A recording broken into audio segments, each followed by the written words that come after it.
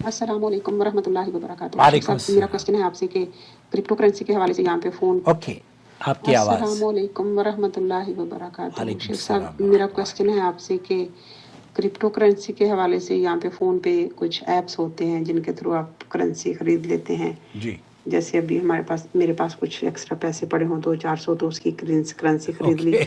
और फिर उसको वक्तन फ़वक्तन चेक करते रहते हैं। जब उसके प्राइस ऊपर जाती है करेंसी की तो सेल कर देते हैं, तो उसको महीने 2 महीने 4-6 महीने के बाद कुछ पैसे बच जाते हैं।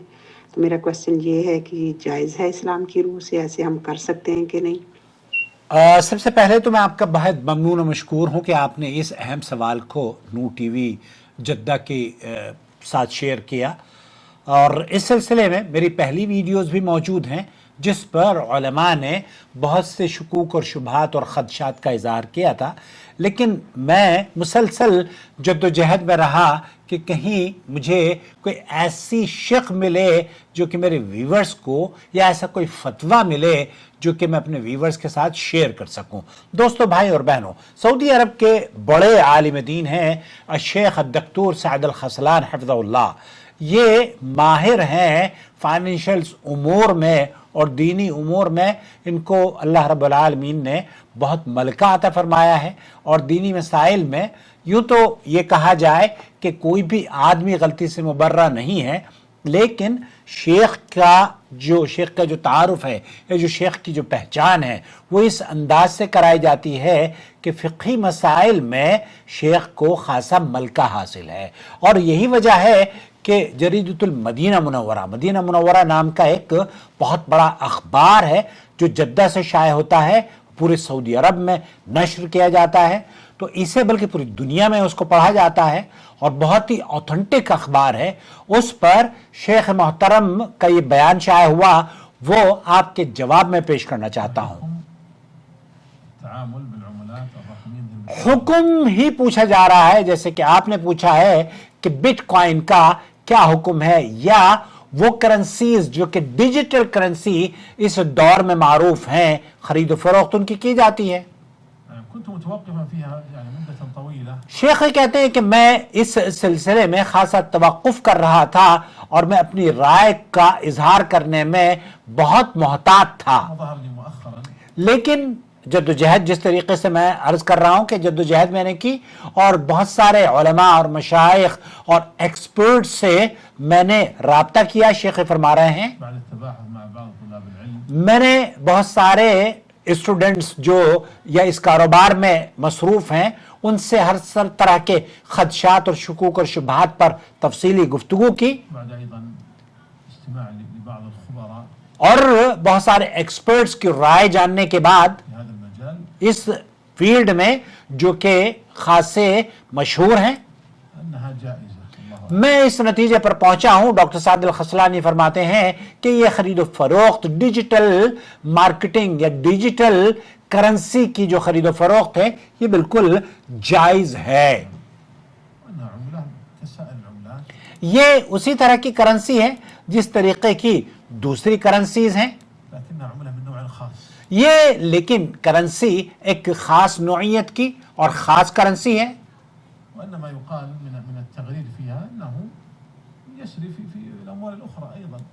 देखिए, वो जो खदशात हैं, वो जो शुकूक और शुबहात हैं, वो खदशात और शुकूक और शुबहात तो दूसरी करेंसी या दूसरी जो स्टॉक मार्केट है उसमें भी पाए जाते हैं। तो शेख सअद अल खसलानी फरमा रहे हैं, अत्तामुल बिल उमलात और रकमिया मिसल बिटकॉइन जायज, यानी क्रिप्टो करेंसी जैसे बिटकॉइन का लेन देन जायज है। और ये बात समझने के लिए बिटकॉइन एक करेंसी की हैसियत रखती है, बिल्कुल दीगर करेंसियों की तरह से है, लेकिन ये नौइयत में खास है क्योंकि ये डिजिटल और डिजिटल नौइयत की करेंसी है। ये वजह है कि इसमें तज़वीर या मिलावट या धोखे के इम्कानात या जालसाजी के इम्कानात भी जैसे कि दूसरी करेंसीज में पाए जाते हैं। अगर हम डिजिटल करेंसीज को कंपेयर करें तो इसके जो इसको फेक बनाने के जो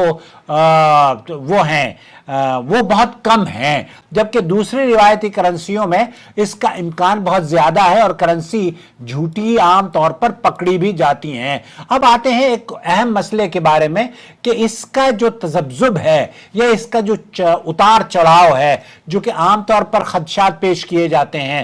لوگ کہتے ہیں کہ بٹ کوائن کی قیمت میں بہت زیادہ اتار چڑھاؤ ہوتا ہے، نقصان کا خطرہ اس میں لازم ہے۔ تو شیخ سعد الخذلان یہ کہہ رہے ہیں کہ حقیقت یہ ہے کہ یہ اتار چڑھاؤ دیگر سرمایہ کاری جیسے اسٹاک مارکیٹ میں بھی موجود ہوتا ہے، خاص طور پر ایسی اسٹاک مارکیٹ جہاں قیمتیں کھلی ہوئی ہوں اور کوئی حد مقرر نہ کی گئی ہو۔ لہذا اگر اتار چڑھاؤ بٹ کوائن کو ممنوع کرتا ہے تو پھر اسٹاک مارکیٹ کے بارے میں کیا خیال ہے؟ پھر تو اسٹاک مارکیٹ یا شیئر مارکیٹ کو بھی ممنوع ہونا چاہیے۔ اسی وجہ سے شرعی نقطۂ نظر سے قریب ترین رائے یہ ہے کہ یہ جائز ہے، کیونکہ اصل چیز جواز ہے، پرمیسبلٹی ہے اور اسی پر ابتدا کی جاتی ہے۔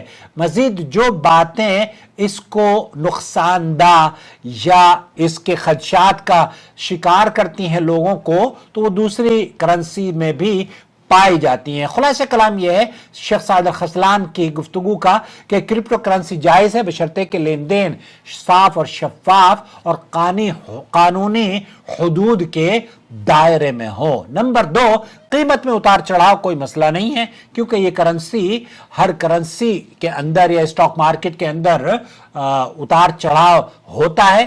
تزویر اور دھوکہ دہی کے امکانات اس میں بقدر دوسری کرنسیز کے شیخ سعد الخذلان یہ کہتے ہیں کہ اس کے کم ہیں۔ اصل بات یہ ہے کہ لین دین میں ربا یا غیر یقینی دھوکہ یا کسی کو غش یہ نہیں ہونا چاہیے۔ یہ یاد ضرور رکھیں کہ اللہ تعالیٰ نے دین میں یرید اللہ بکم اليسر ولا یرید بکم العسر، تو اللہ رب العالمین آپ کے لیے آسانیاں پیدا کرنا چاہتا ہے۔